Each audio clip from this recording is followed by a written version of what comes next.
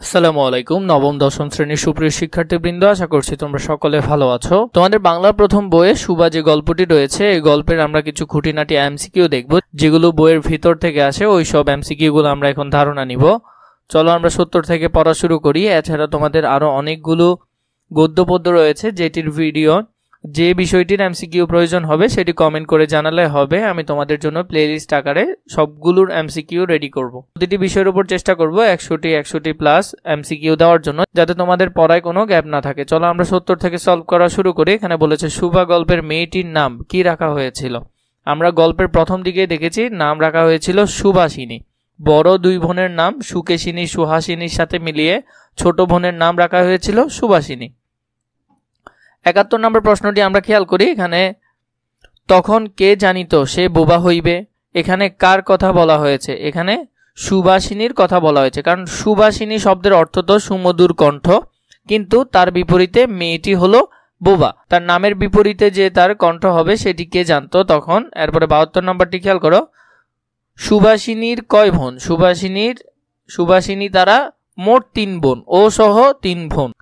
73 নম্বরে সুবাসিনীর নাম কে রাখেন? সুবাসিনীর নাম রাখেন সুবাসিনীর বাবা। তার নাম কি ছিল? সুবাসিনীর বাবার নাম ছিল বাণীকণ্ঠ। 74 নম্বরে আমরা খেয়াল করি, সুবাসিনীর বাবা কিসের ভিত্তিতে ছোট মেয়েটির নাম রাখেন সুবাসিনী? নাম রাখেন বড় দুই মেয়ের নামের ভিত্তিতে ছোট মেয়ের নাম রাখেন সুবাসিনী।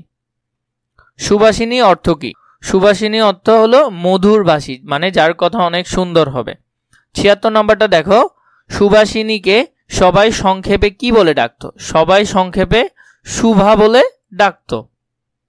সুকেশিনী ও সুহাসিনীর সাথে সুবাসিনীর সম্পর্ক কি?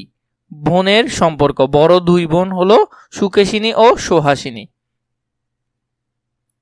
78 নম্বরটা খেয়াল করো, দস্তুর মতো অনুসন্ধান ও অর্থ ব্যয়ে কাদের বিয়ে হয়ে গেছে? এটি হলো সুবার বড় দুই বোনের বিয়ে হয়ে গেছে। এখানে ছোটটি পিতামাতার নীরব হৃদয় ভারের মতো বিরাজ করিতেছে। এখানে ছোটটি বলতে কাকে বোঝানো হয়েছে? এখানে ছোটটি বলতে সুবাসিনীকে বোঝানো হয়েছে। 80 নম্বরটি দেখো কি বলেছে, সে কথা বলতে পারে না। এখানে যাকে নির্দেশ করেছে? এখানে সুবাসিনীকে নির্দেশ করেছে। তোমরা নামগুলো একটু খেয়াল করবে, না হলে ভুল হয়ে যেতে পারে। 81 নম্বর কি বলেছে, কার সাক্ষাতেই সবাই তার ভবিষ্যৎ সম্পর্কে দুশ্চিন্তা প্রকাশ করে? সুবার সাক্ষাতেই। 82 নম্বরে এজন্যই তাহার সাক্ষাতেই সকলে তাহার ভবিষ্যৎ সম্বন্ধে দুশ্চিন্তা প্রকাশ করিত। দুশ্চিন্তা প্রকাশের কারণ কি ছিল? কারণ সুবা বোবা ছিল, কথা বলতে পারত না। কে বুঝেছে সে বিধাতার অভিশাপ স্বরূপ জন্মগ্রহণ করেছে? সুবার মা। এটি হবে সুবার মা।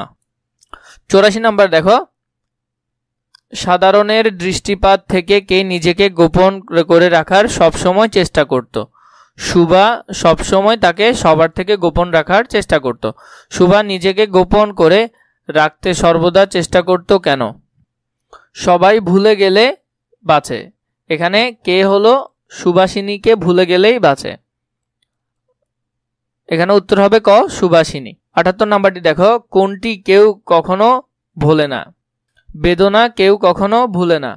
88 নম্বর, পিতামাতার মনে সে সর্বদা জাগরুক ছিল কে? এখানে সুবার কথা বলা হচ্ছে। 89 নম্বরটি দেখো, তাহার মা তাকে নিজের একটা ত্রুটি স্বরূপ দেখতেন। কাকে? সুবাকে ত্রুটি স্বরূপ দেখতেন। মাতা পুত্র অপেক্ষায় কাকে নিজের অংশরূপে দেখেন? কন্যাকে। কন্যার কোনো অসম্পূর্ণতা দেখলে কে সেটাকে নিজের লজ্জার কারণ বলে মনে করেন? মাতারা। কে সুহাসিনী ও সুকেশিনী অপেক্ষায় বেশি ভালোবাসেন? তার পিতা, সুবার পিতা বাণীকণ্ঠ। সুবার পিতার নাম কি ছিল? ছিল বাণীকণ্ঠ। 94 নম্বর দেখো,